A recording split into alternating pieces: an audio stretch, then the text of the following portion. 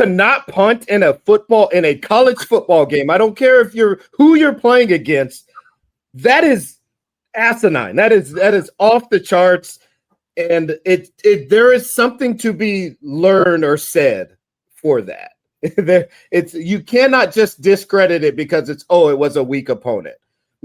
Somebody else this week played an equally weak opponent, let's just say USC, and they scored 50-something points and they gave up 20. I'm not saying that you just say, these are the national champs because they won big, but success leaves clues, David wants to know, Dominic, how long do you think Mike can keep Gus and Tony, given the freedom they have to do whatever they want?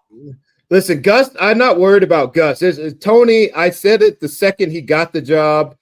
We need to enjoy every second we have with this guy because he is a shooting star and he will not be wearing in garnet and gold for a long time.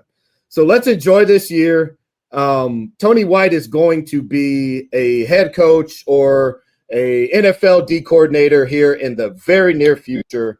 I said it on our breakdown. As a matter of fact, if you go back and view our breakdown, if I can give a shameless plug to the D-Rob breakdown, Tony White is a shooting star. He's absolutely we are so fortunate to have him.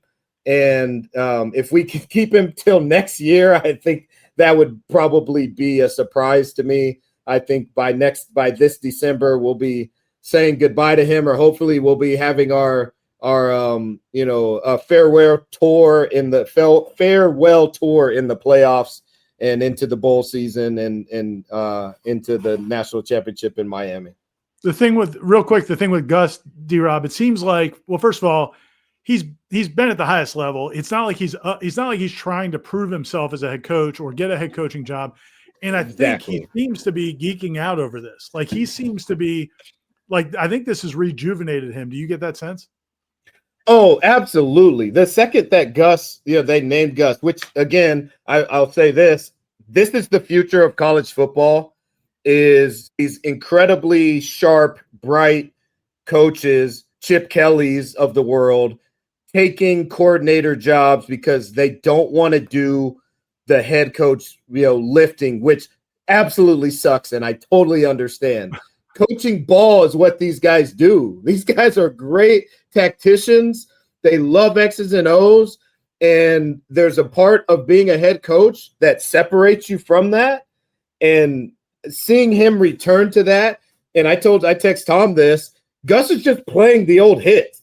It's kind of awesome. It's really like, if you go back to a 15-year ago Gus, you're going, this is the same Gus that beat Alabama, at Auburn. It's the same Gus that we faced in the national championship in 2013. He's just playing the old hits. He's just doing it with better athletes and in a more modern day, setting. When they signed the quarterback, when they signed Tommy, it was a match made in heaven, so to speak. It was exactly the perfect guy for what Gus wants to do. And this is before Deuce was even considering Florida State. This is, we did a breakdown right after they signed Tommy. And I said, man, this is the guy. This is, of all the quarterbacks out there, this is the one. Carson Beck wasn't the one, like not for Gus, Tommy's the one. And there was probably not two out there. So you answered part of Wesley's contribution. Thank you, Wesley, for bringing a contribution to the program. And he says, Dominic, you convinced me of Tommy during the offseason. Is this what you saw? You just answered that. But the second question he has is, what do you see for the rest of the year with Tommy? Gus, again, such a smart, brilliant guy. I know he knew that they left that game, the first game, with people going, well, Tommy's just going to run. He can't throw it, all of these things. So I knew early on he's taking a shot. And I had no conversations with Deuce. This was just watching the game, as an observer. Like, he's going to try and get the ball to number 0 early. 1, because he had 2 catches in the first game, and 2, because he wants to showcase his quarterback and what this guy can actually do. Tommy can chuck it now. He's not, he's not just even the guy that they're comparing him to, the Auburn guy from 2013 or whatever. He's not that. Okay, and I'm not saying he's Michael Vick, that he can pinpoint passes 20 yards downfield or anything like that, but he's certainly not just an option quarterback, And so I think what we're going to see going forward is just Gus now playing off of what do you think he is, and then whatever you think he is, we're going to showcase the other side of it. You want to put 8 or 9 in the box, go ahead.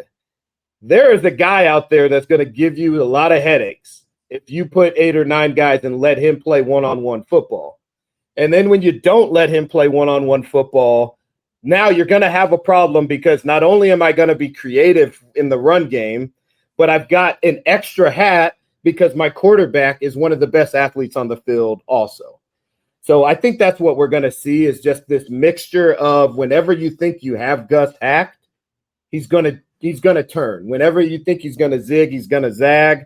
And he's just going to keep guys, I think he's just going to keep coordinators on their toes in terms of, you're going to have to make a decision. Are you going to double, number 0, or are you going to add that guy to the box?